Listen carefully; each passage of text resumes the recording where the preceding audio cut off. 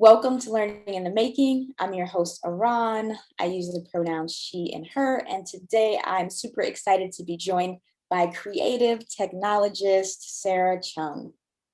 Welcome, Sarah. Thank you. Hi. So my name's Sarah, and I identify as a maker and creative technologist, which is basically a formal way of saying that I like to be creative with technology.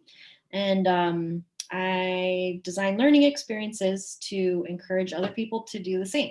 Our current mini series right now is on EdTech. So, can you talk a little bit about your transition from art teacher to EdTech teacher? Sure. Yeah, it was kind of a unplanned progression for myself, actually. Like, I always kind of viewed myself as an artist and an educator. Um, and then actually when I kind of, relocated to the Bay Area in like 2013, I got a job at Lighthouse Community uh, School, sorry, Lighthouse Community Charter School. And I got a job there, not as an art teacher, but as a maker teacher. And so they had a robust making program. And, I was familiar with like Make Magazine and Maker Fair. Um, but that was kind of the first time it was like an actual course in a school, which I thought was super cool, to kind of, provide this more mix of art, but also fabrication tools like laser cutter and 3D printer, but also sewing and, just building stuff with, yeah, just tinkering with all kinds of materials. It was kind of my dream space to have access to all those things. And not only, the art supplies, but also LEDs and batteries and motors. Um, and then actually I was hired to teach the programming class. So um, yeah, so I was actually confronted with this big responsibility of developing a middle school programming class. And, while there was a lot of online coding apps and websites, me and the decision makers of the curriculum, we kind of veered away from kind of coding for websites or HTML, just kind of stuff that, yeah, you can do, but I don't think is necessarily the most engaging thing for a seventh or eighth grader to, come to class and learn how to program Hello World on a blank web page, like, um, so yeah, it was again really important that it was a physical um, project and had them, not only coding, but also working with electronics. And so, yeah, eventually we used the Hummingbird microcontroller to build and design cardboard robots that were sensor activated. So, kind of just getting introduced to this idea of like a interactive experience with technology or like, super basic robots. Yeah. And yeah, I learned so much during that time. And the kids, I was very transparent with, especially my first class, that I was like, I've never done this before and we're doing it together, like I might have done this last week and tried a few things, but like we're very much like building this curriculum together. And I just think kids, they appreciate that transparency and honesty, because Yeah. I certainly didn't have, all the answers. Mhm. But yeah, it just kind of started me on this path of like, just really, it was, yeah, just super powerful. And then, we actually got to exhibit our robots at Maker Faire. And, one of the groups, they made a minion robot that was like so cute, and they built it and painted it. And it, it made the minion sound like when you went up to it, because it had a distance sensor on it. So we actually got invited to come to Pixar and share the robot at an event Wow. there. And so, yeah, just to be able to kind of walk, kids through like this very basic electronics and then build up to exhibiting these inventions, their creations at these real, very real events and have real audience was super powerful for all of us, I think. So yeah, it's just kind of continued on from there. And Yeah. yeah. Yeah, thanks for sharing. That's super exciting that I didn't know about this Pixar piece. Um, that's very exciting. Oh yeah, there was what was the other one? Who's that guy? The robot where you like fist bump? Oh my gosh, I don't remember the movie now. Wait, Anyway, it was Wally? not Wally. There was a couple Wally robots too, but ugh, I'll have to think of it. Okay. It's yeah. The cartoon? Yeah, it's a cartoon Mm. and he's like a big friendly robot and there's a little boy The that Iron Giant? no. No. Dang it. Okay, maybe it'll come to you. We'll let it ruminate. We'll let it Yeah. okay, so these are some awesome projects that you have facilitated in the past. I'm curious what we will be making together today. What are you going to be teaching us today? Okay, so we are going to start learning just like some really basic game mechanics and start designing our own um, game using simple math and code. Okay. So I have a couple example clips of, projects that I've done in the past or taught using the microbit. We're going to use a microbit microcontroller, which is a really powerful, compact microcontroller that you can program to do different things, similar to what I described with the robots. But you can get one for like $14 for the kit, and the coding platform, or one of the coding platforms called MakeCode, is a free web-based coding software. Mm. So that's pretty much all you need. You don't actually even need the microbit to do this project. We're going to just do it using the free online editor. And then those that want to, go for it and get the microbit, they can then connect it to a physical board. Okay, sounds great. So what would be our first step? Okay, so we're going to go to the MakeCode webpage. So if you go to makecode.com and click on microbit.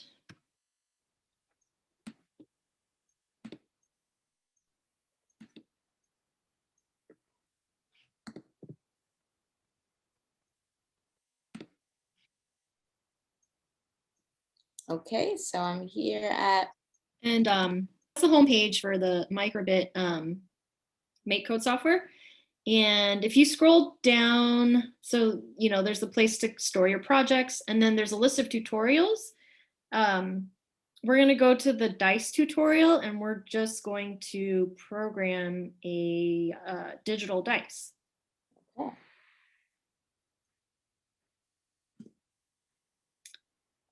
And yeah, I like this one because dice are just timeless. I mean, dice is probably one of the oldest game mechanics ever invented. I think that the first six-sided dice on record was over 7,000 years ago in Mesopotamia. Like it was the first recorded mention of a six-sided dice, but yeah. like this is ancient history, where people used shells and bones to, to create context for meaning for like games or even fortune telling. Mm. Um, so it's kind of a cool thing. And I'm sure most of us have like a dice somewhere in the house in one of the games, there you go. I guess I had to search for dice though once to buy for like teaching at Lighthouse, and I couldn't find dice, and the only place I found them was at 7-Eleven. So if you're in Oakland and you're looking for dice, you can find them at 7-Eleven. They don't have them at Target or where else? Walgreens, like yeah. Wow, that's surprising. Yeah. So yeah, so the concept of randomly selecting a number from a range. So 1 through 6 is, something that's used in so many games. And we're going to do this in the MakeCode software. So when you open the tutorial, it gives you the option of blocks. You can try it in Python or JavaScript, which, you're always welcome to try because it's pretty introductory level stuff. So let's start with blocks.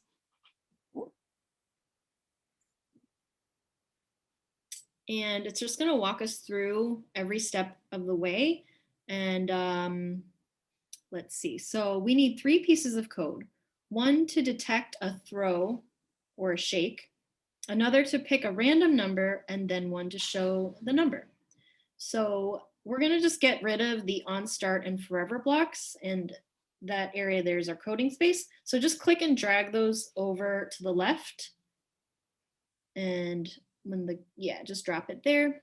So we're not going to need those. And so the on shake is in pink, and that's going to be in the input menu. So in that middle column, if you click on input, and we're just going to drag this block over, click and drag over. And the tutorial limits what we can see because it's, if you open just a new project, you would see a lot of other options, but this is just kind of making it super easy for us. Okay, so the on shake means that when we shake the microbit, it'll trigger whatever we code into that space. So we can go to the next step. So we're going to get a show number block and place it inside the on shake block to display number. So in the basic menu, let's grab that show number block. And if you want to try just typing in a number, any number, we can go over to the microbit simulator, and we can click on the shake on the top right there. Yeah, and it's showing the number that you coded. Great. So let's go to the next step. Okay, next step. So now we're going to put a pick random block in the show number block so that it'll pick a random number. So we'll go to the math menu and drag that pick random block and drop it into the oval shape where the 5 was. Perfect. And so here, this is where we define our number range. So for a 6-sided dice, we can put 1 to 6. And then I know there's probably some D&D players out there who, use all those like tetrahedron, like crazy dice that have many sides. So if you want to code something like that, you're not limited to the 6-sided dice. Okay, so let's go to the next step. Okay, so a typical dice shows values from 1 to 6. So in pick random, don't forget to choose the right minimum and maximum. Okay, so that's what we did. Yeah, the first time I did this, I put 0 to 6, and I realized there is no size 0. At least not on a physical dice, but I guess, you can create your own. Yeah. Okay, let's see what they say is the next step here. Okay, great. So let's use the simulator to try out our code, and let's shake it again. Okay, we got 6. Right, 6. Oh, it changed. We got 3. 6 again. 3 again. Interesting. This thing seems rigged. 6 again. Okay, all right. We got a 5. We got a 5. We got a 5.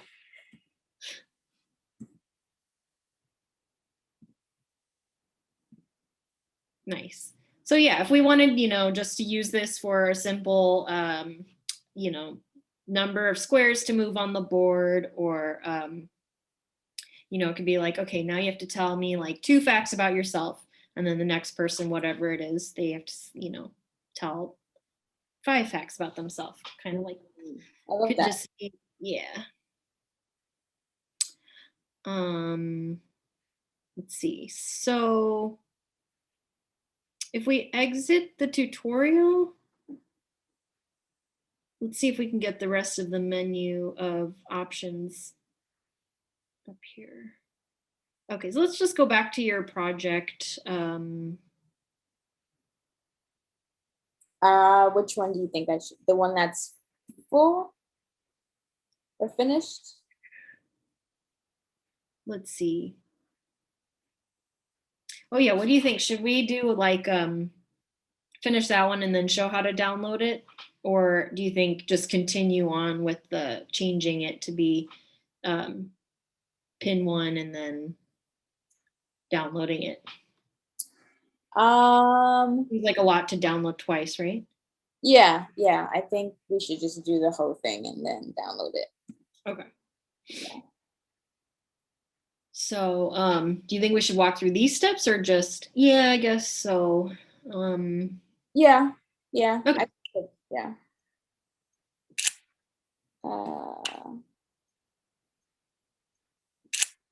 Yeah, I guess we changed this too, huh? Oh yeah, to back to shake. So it's a different block. Yeah. Oh, how do I get it out of there? Okay, so back on shape. Okay, this is what we have. Okay, cool. Start.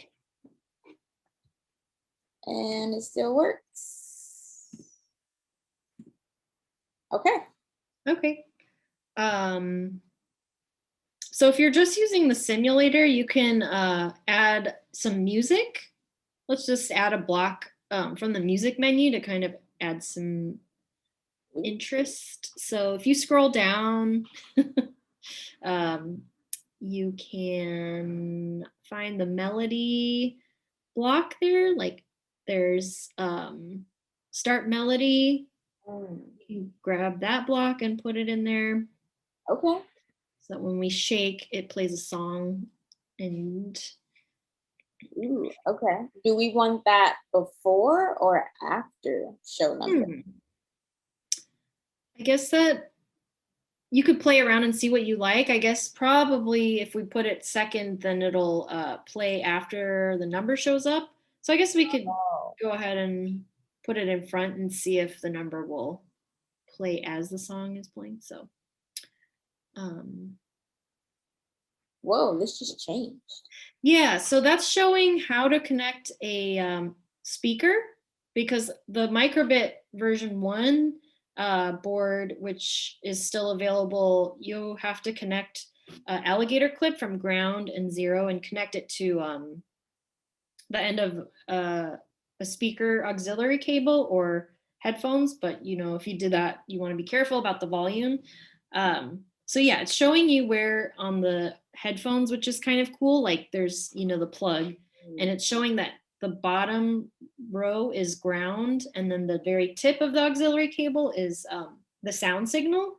So this is kind of a cool activity to kind of show like how sound is translated through just a signal, and then is amplified through speakers or a headphone. So let's try pressing the shake and see if we get any music.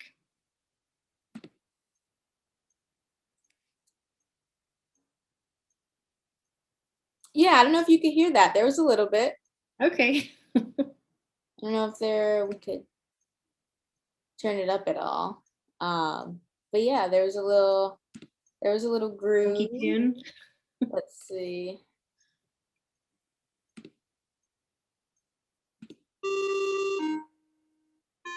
Oh, there we go. I think the funk one's like kind of like a lower bass note, so it's like harder to hear because the frequency level. Oh, that's fun. That's very game-like. Yeah. That's very game-like. Okay, I'll keep it there. Cool. So yeah, there's all these other menus and blocks that we could add, and you can even write your own melody and stuff like that. But what we're Ooh. gonna do now is for those of you that have the physical board, um, we're gonna show how we can connect some cool stuff to the board.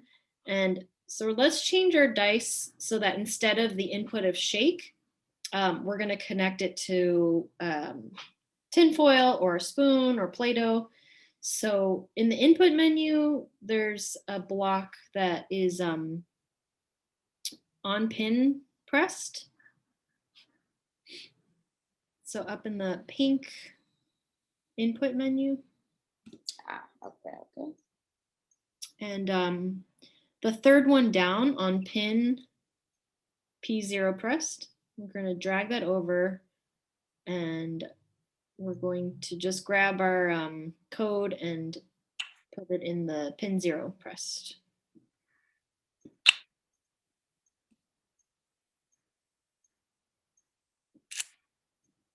Okay. And if you click on that drop down menu, it gives you the option of P0, 1, or 2. And those correlate with the that gold bottom row on the board. That's 0, 1, and 2. And on the physical board, that's where you would connect your alligator clip. So that on the board actually has like conductive metallic paint on it. So let's assuming we might connect a speaker sometime, let's just go to pin 1 and click on that. So instead of shake, you see how that shake circle disappeared? If we click on pin 1 now with the arrow key, then it should run our code.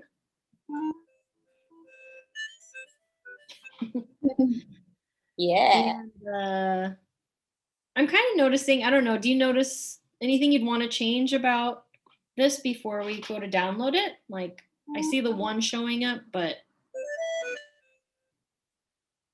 Um,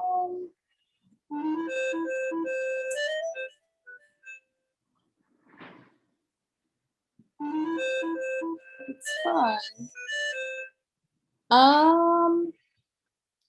Like maybe it would be neat if or maybe it would make sense if the number disappeared after a Yes. couple seconds. Yes. Then we know it's like reset and we can roll the dice again. Yeah, it does feel hard to know when it's ready to go again. So in the basic menu, we can add a piece of code to pause the number for a couple seconds. So if you scroll down, there should be a pause block. Okay.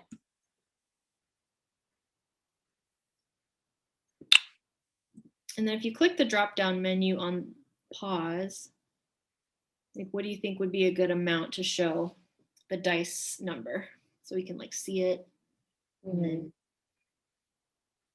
I think let's try 2 seconds. okay, that sounds good.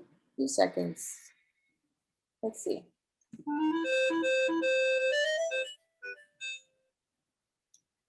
Okay, and so we see that the number's still staying there, and it's because the code doesn't actually know to not show the number. Like we've told it to pause for a certain number of seconds, but it's not going to just go away on its own. So since computers, like they need very literal instructions. So we're going to add a clear screen by going up to basic and grab the clear screen block.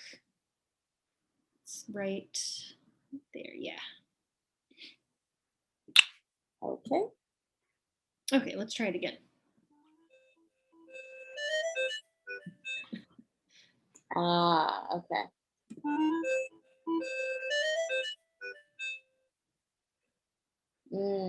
That's interesting.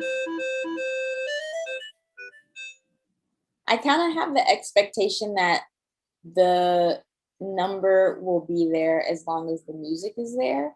So maybe I'll change it to 3 to 5 seconds. I Maybe agree. It was kind of like annoying me or something to see. I was like, why is the number gone? The song's still playing. Yeah, that didn't make sense to me.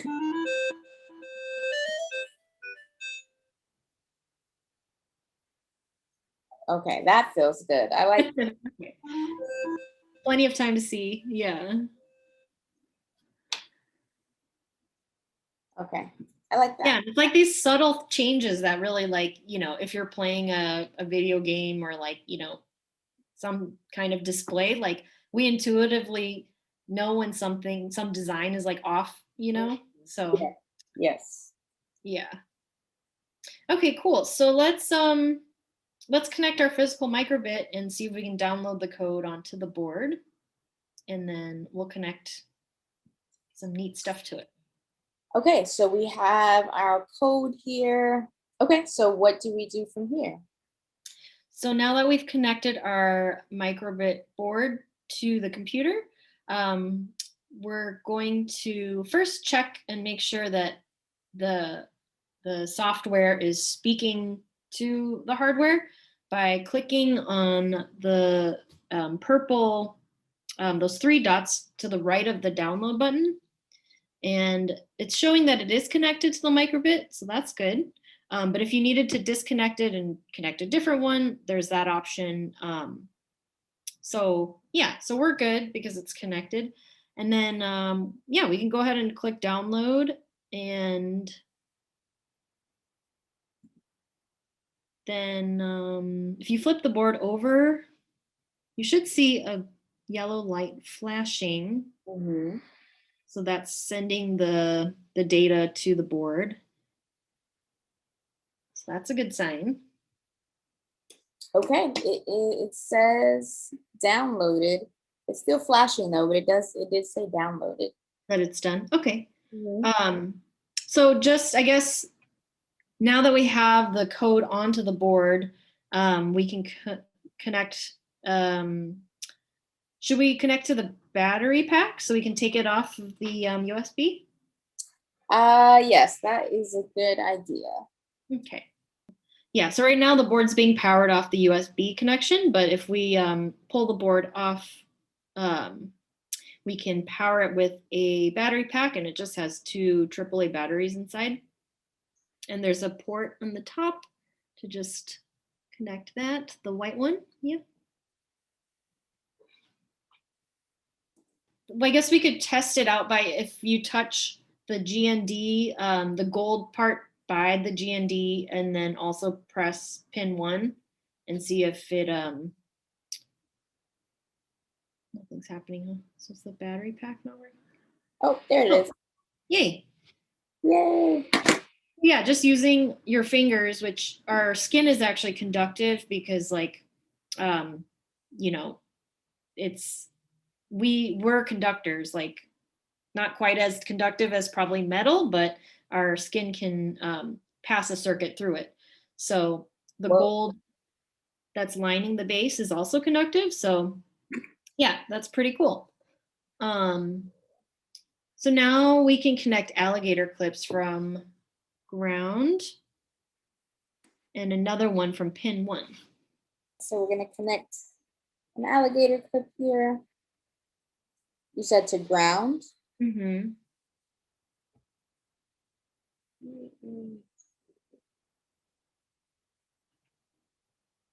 And that's like the same kind of concept as when you're like doing, jump starting a car and you have the black and the red cable. Yeah. But it's not quite as powerful, so no one's gonna get, a shock or anything. Oh my goodness, that's always so nerve-wracking. Like I know. every time I do it successfully, the next time I'm just like, how do you do this again? Yeah, I always look it up to make sure which goes first, but doesn't hurt to double check. Okay, so let's put another alligator clip on pin 1.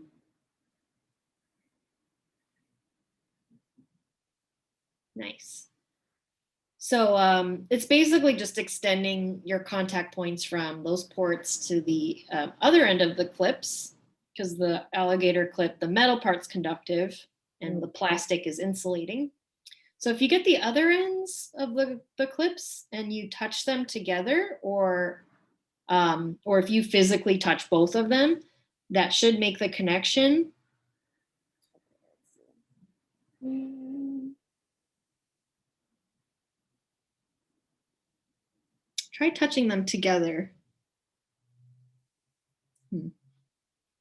Oh, Oh. okay, there's something about it. Let's see. Oh, there we go. Should be quite precise, maybe. I don't know. There it is. Yeah. Yeah, and these are, the circuitry is kind of finicky because the board has so many exposed like contact points. So sometimes, you know, it might short circuit, like make a connection and we don't see where the connection's happening. But yeah. Yeah, I don't know. My fingers are not working so well as they did Mhm. earlier, but them together is. So that's Yeah. interesting. Yeah, it can be like, sometimes like if we're not as like clammy, because it's really just like it's the like salt in our, on our skin that kind of sends the circuitry through. So Ooh. skin isn't always like the most consistent, but Hmm. tinfoil is. So tinfoil Tinfoil is especially is a also. good connector. Ooh.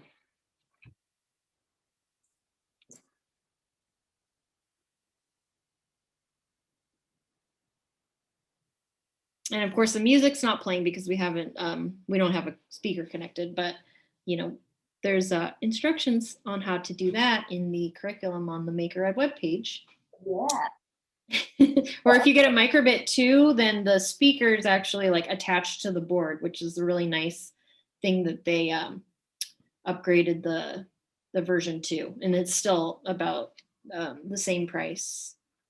So let's try to connect it to some other conductive materials like foil, or we could try silverware, um, or even like a couple pieces of fruit or something.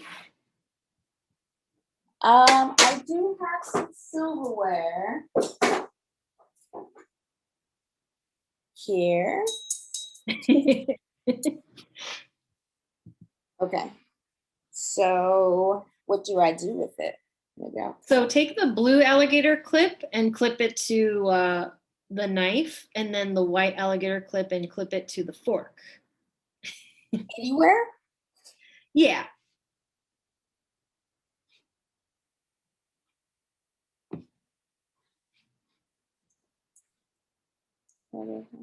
That should work. Um,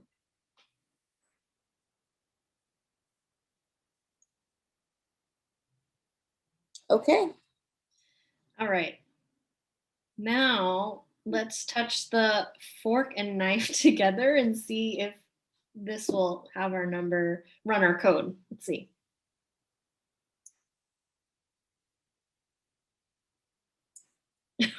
No. Not quite. Not quite, huh? It Hmm. could be sometimes like silverware has even though they all look like they're made of metal, like they have different amounts of probably like zinc and aluminum or steel. Oh. So What does no, it need to be conductive? yeah, they have to be conductive. So I've had this issue before too, like with certain silverware, and then I tried a different one in the drawer, and then it would work. But Okay, so just seeing if the connections maintain, right? So this is still working. okay, That's still working. yeah. Let's see. I don't know. I'll substitute this. I don't know.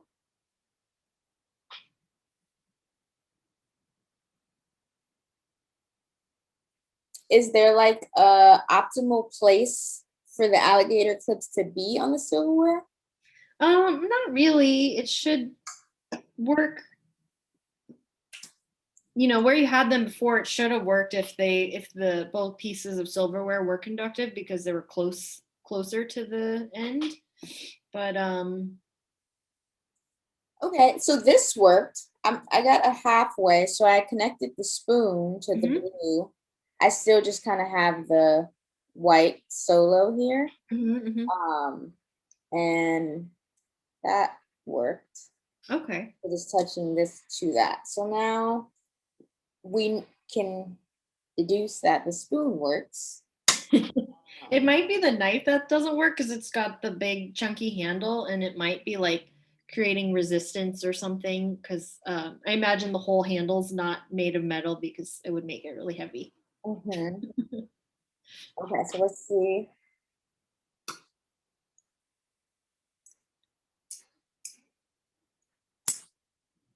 Maybe it's that fork. Okay, so this fork, so we're doing some problem solving. Let's see. Maybe the fork nor the spoon.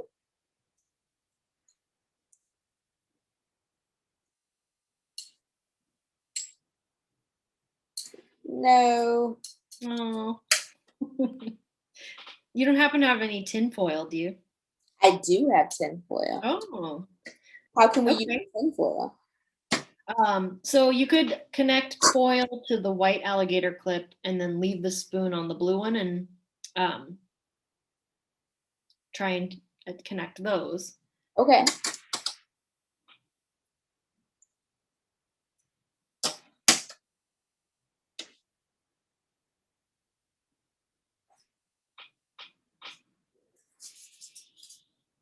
Okay, I have some foil here.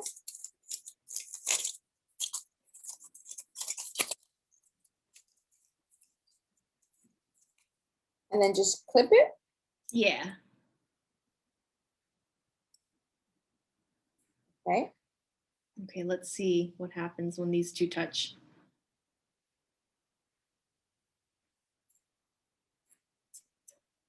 Oh, there we go. Okay. I had to kind of like smash them together a little bit.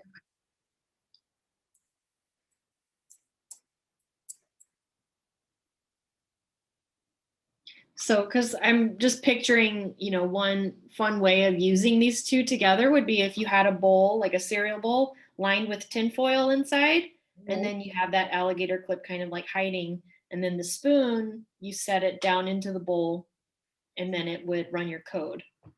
Oh,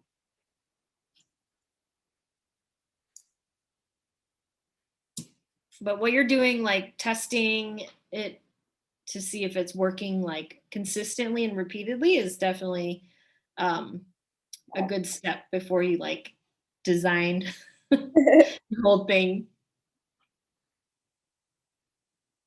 Another thing it could be is like the battery pack could be kind of low, like it might need fresh batteries. mm. Because it looks like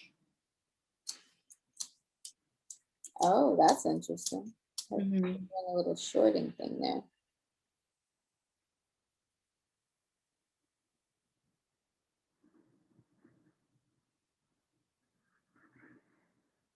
Yeah, that time it changed twice. I don't know if you noticed Hmm, that. Yeah. that was weird how it changed so fast, actually. Yeah. I mean, and the thing is, like, we also have that song still running, even though we can't hear it. Yeah. So it could be like it ran, it kind of like had two instances of the code running back to back. Mm.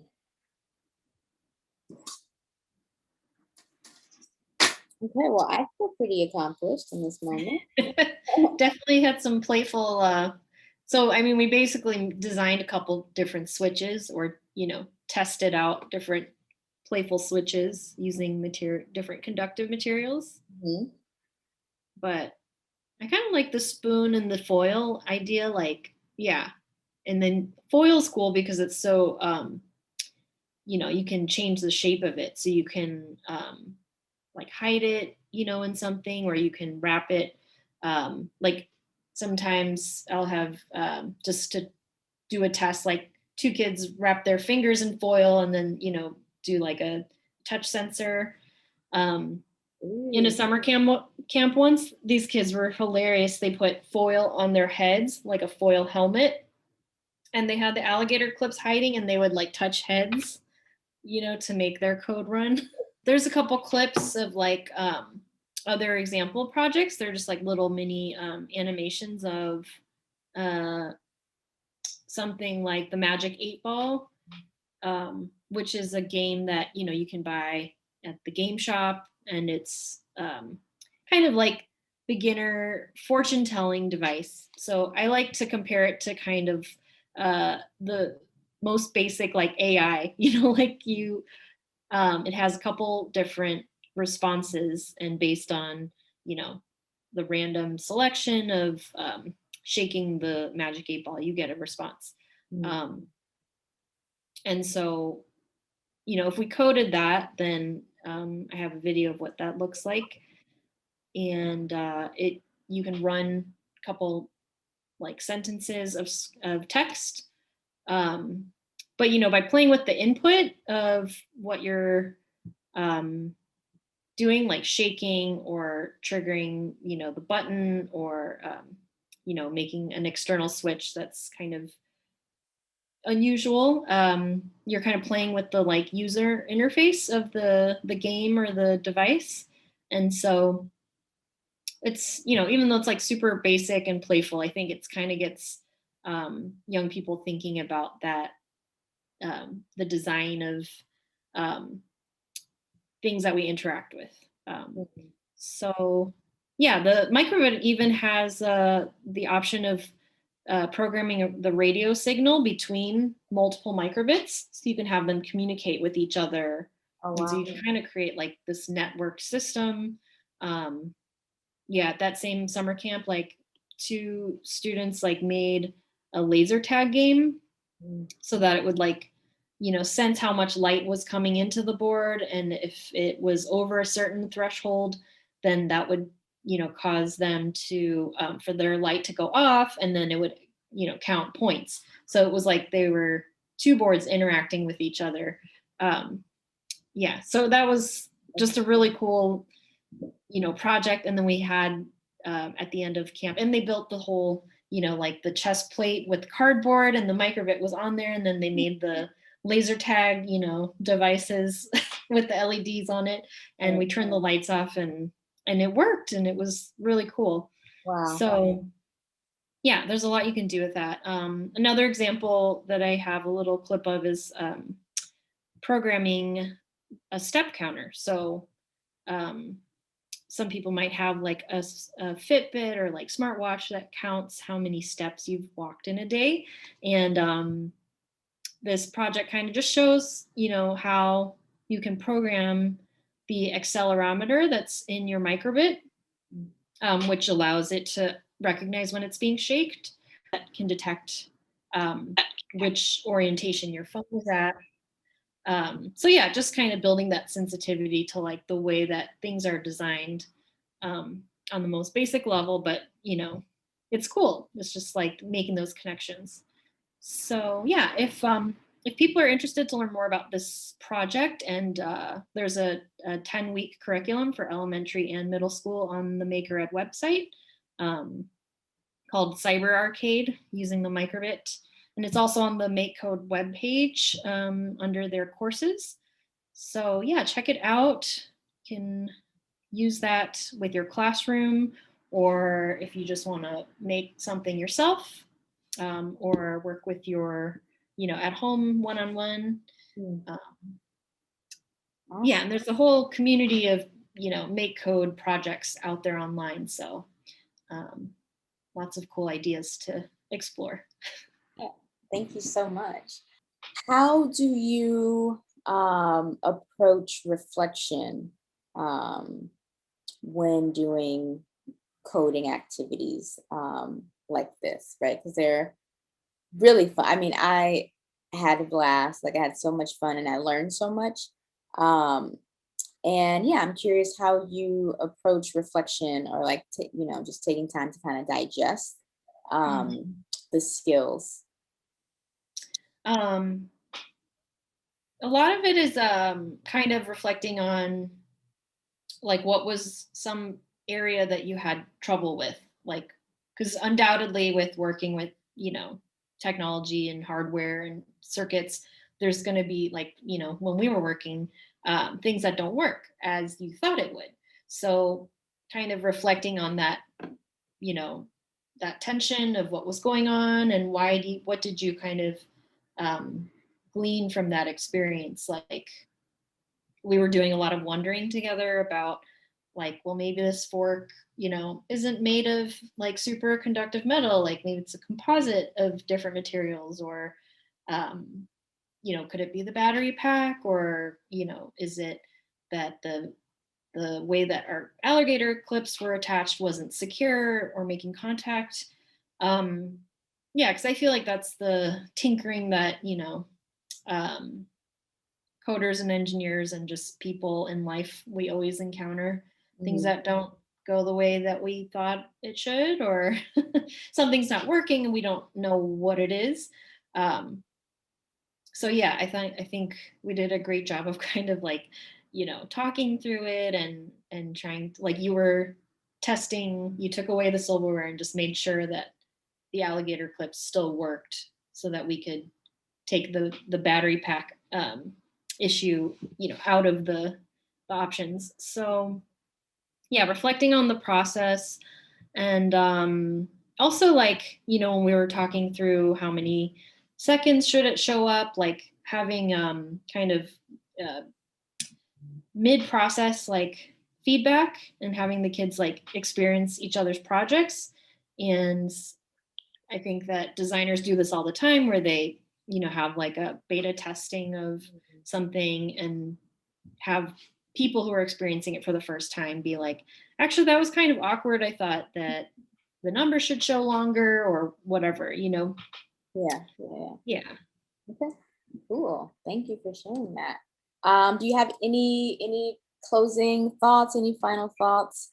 Um, I'm thinking back to how you were sharing. You ended up being a maker educator at a middle school, not necessarily having that background Mhm. immediately. And so I'm curious if you have any wise words for educators out there who might think this is super cool. Um, and the curriculum is accessible, the materials are accessible, but I'm curious if you have anything to say about the approach, or just like Yeah. words of encouragement. Yeah, I mean, I definitely had a lot of anxiety and fear around, just kind of being responsible for this like, course, but it's amazing that, looking back now how much I've learned from that time. And so yeah, just allowing yourself the time and the room to try something even if it seems unfamiliar, and especially with working with young adults, like they're really open to this type of stuff, and like give them the reins and let them try things. I mean, at the very least putting them in a space where these things are accessible, and if at the very least you're just organizing like how they're being displayed and stored, and coming up with systems for uh, just taking care of the materials and safe use of them. um yeah, they just have, kids are by nature super curious, and they're not going to be afraid to try things. And it's really, you can't break this stuff. I mean, you can burn out the boards, but for the most part, most mistakes can be like, you can just press the reset button on the back. Mm, um yeah, and there's great documentation available online with all the tutorials and video tutorials and courses.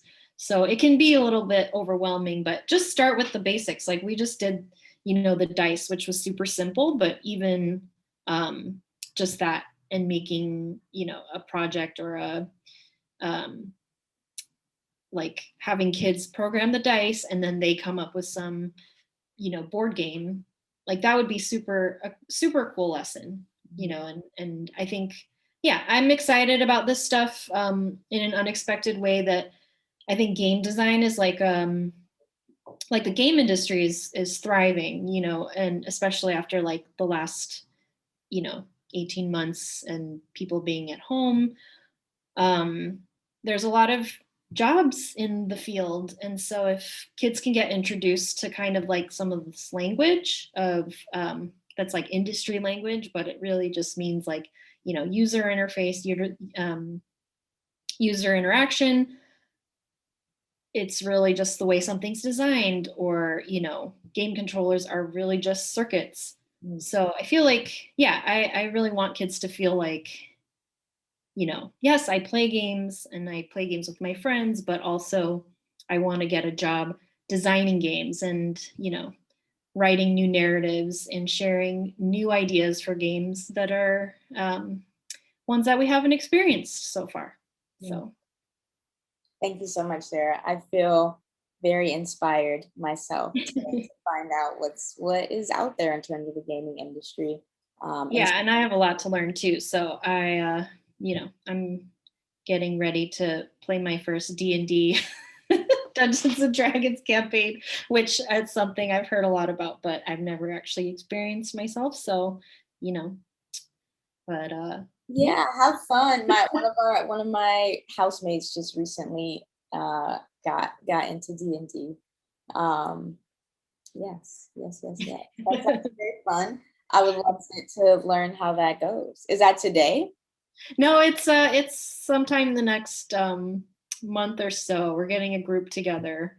But it's funny because it actually was the dice, like designing this curriculum and realizing there's all these different dice out there and people really get serious about I mean, there's a lot of sort of conflict about, randomization and coding randomization because it's not really random.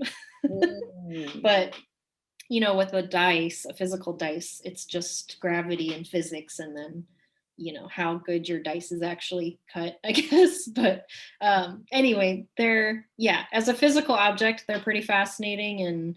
And yeah, I know D&D is a lot about storytelling, so that appeals to me. And yeah, I think while I haven't really been a huge video game player, I really like board games. And um, yeah, I'm just excited to see there's some really cool both board games and video games that I'm actually more intrigued now than I have been in the past to learn or to try games. So yeah, I think, you know, with the youth having completely new experiences and ways of thinking about the world, I hope that I'll get to see some games that they create. And yeah, I think that it'll be cool.